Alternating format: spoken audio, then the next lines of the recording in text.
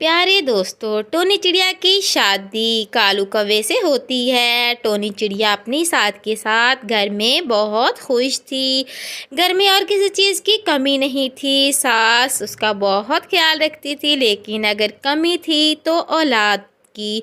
5 महीने होने को थे, लेकिन टोनी चिड़िया के यहाँ उम्मीद की कोई किरण नहीं होती। तभी टोनी चिड़िया की सास उसे कहती है, मेरी सुंदर बहू, तुमने परेशान बिल्कुल नहीं होना। ऊपर वाले ने चाहा तो तुम्हारी सोनी गोद पर आएगी और हमारे घर में भी बच्चों की चहल पहल ज़रूर होगी।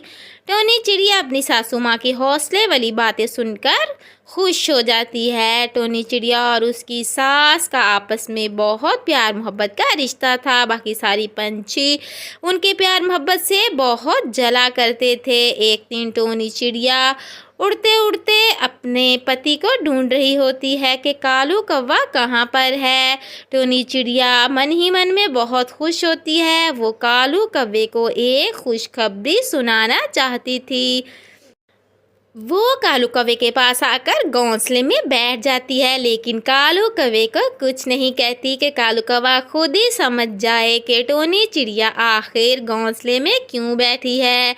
टोनी चिड़िया मुसलसल सुबह से काफ़ी टाइम तक बैठी रहती है और कालू कौवा है कि खामोशी से उसे देख रहा होता है, लेकिन वो नहीं पूछता कि अगर खुशखबरी ना हुई तो टोनी चिड़िया का कहीं दिल ना टूट जाए। इस तरह वो कालू कौवे के साथ पानी की नदी पर आती है। दोनों पानी पीते हैं, लेकिन फिर कालू कौवा और टोनी चिड़िया खामोशी से बैठे होते हैं। दोनों के मन में बहुत सारे सवालात चल रहे होते हैं, लेकिन कोई भी हिम्मत नहीं कर रहा होता। बस दोनों चुपचाप नदी में चलते बहते गहरे पानी को देख रहे होते हैं। लेकिन आखिर टोनी चिड़िया ने चुप तोड़ दी और कालू कौवे से कहा, कालू जी, आपका बहुत बहुत बधाइयाँ।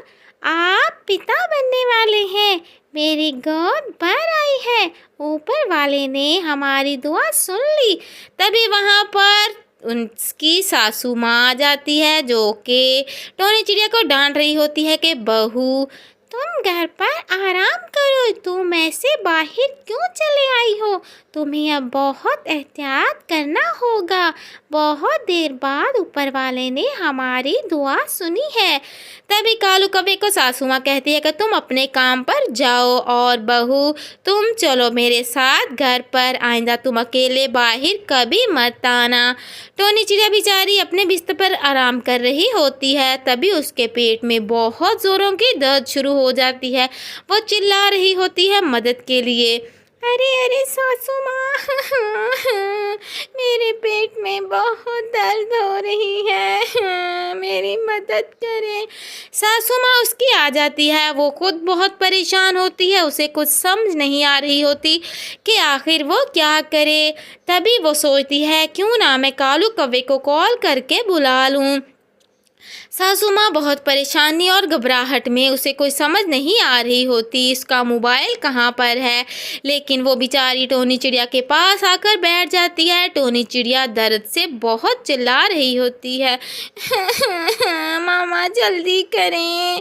तभी कालू कौवे को उसकी सासू माँ बहुत जल्दी में कॉल करती है और उसे फ़ौरन वहाँ बुला लेती है।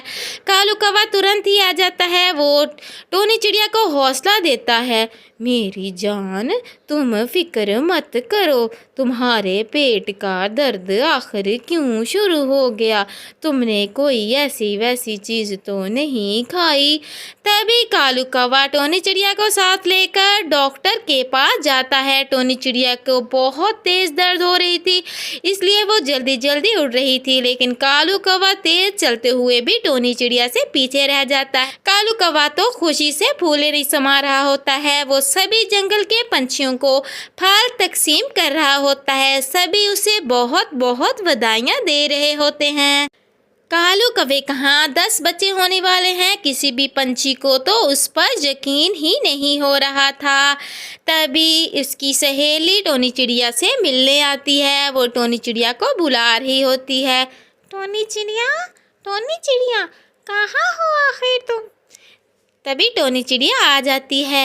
आओ बहन आओ, मैं किचन में थोड़ा सा काम कर रही थी। तुम सुनाओ कैसी हो और तुम्हारे बच्चे कैसे हैं? टोनी चिड़िया की दोस्त पहले तो नाराज हो जाती है कि इतनी बड़ी खुशखबरी उसने उससे क्यों छुपाई, लेकिन फिर वो टोनी चिड़िया को मशवरा देती है कि वो 1-2 बच्चे रखे और बाकी सभी बच्चे गिरा दे। टोनी चिड़िया उसकी बात सुनकर कहती है कि अरे अरे चुप करो, ऊपर वाले ने इतनी देर में तो मेरी सुनी है। मैं अपने बच्चों की बहुत अच्छे से परवरिश कर सकती हूँ। मैं और मेरी सासू माँ हम दोनों मिलकर मेरे बच्चों का बहुत ख्याल रखेंगे। लेकिन दोस्त है कि उसे विरगलाए जा रही होती है, लेकिन टोनी चिड़िया उसकी एक नहीं मानती और देखते ही देखते टोनी चिड़िया के यहाँ 10 खूबसूरत रंग बिरंगे नन्हे मुन्ने बच्चों का जन्म होता है। टोनी चिड़िया और कालू कौवा अपने बच्चों के साथ बैठकर बहुत पुरसुकून और खुशी महसूस करते हैं।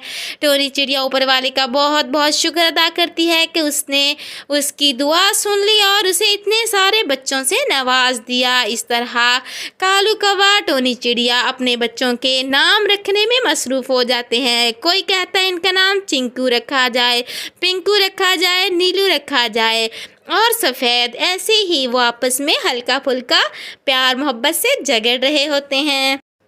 कालू कौवा तो टोनी चिड़िया से रूठ जाता है क्योंकि टोनी चिड़िया खुद ही अपनी मनपसंद नाम बोले जा रही होती है और कालू कौवे बेचारे को बिल्कुल भी बोलने का मौका नहीं देती। प्यारे दोस्तों, इस तरह वो हंसी खुशी रहने लगते हैं।